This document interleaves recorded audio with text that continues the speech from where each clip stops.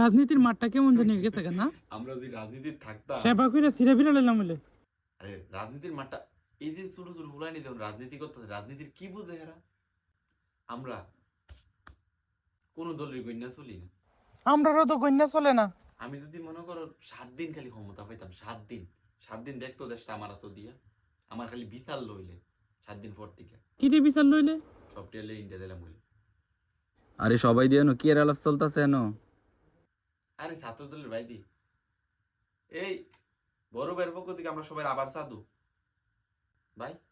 কি অবস্থা আপনার রাজনীতির কি খবর ভাই? রাজনীতির আর খবর কি হইব?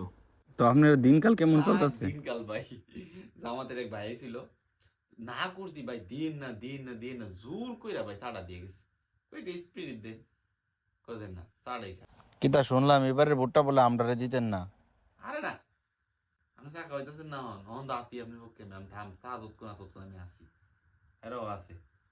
আছি আছি আছি আছি আমিও আছি, আমি আছি। আমরা চার দোকানে বইয়ে থাকলেও ভাই আমরা অনেক বিষয় নিয়ে আলোচনা করি, গবেষণা করি। আপনি মনে করতেছেন এটা চার দোকান, গবেষণা কেন্দ্র।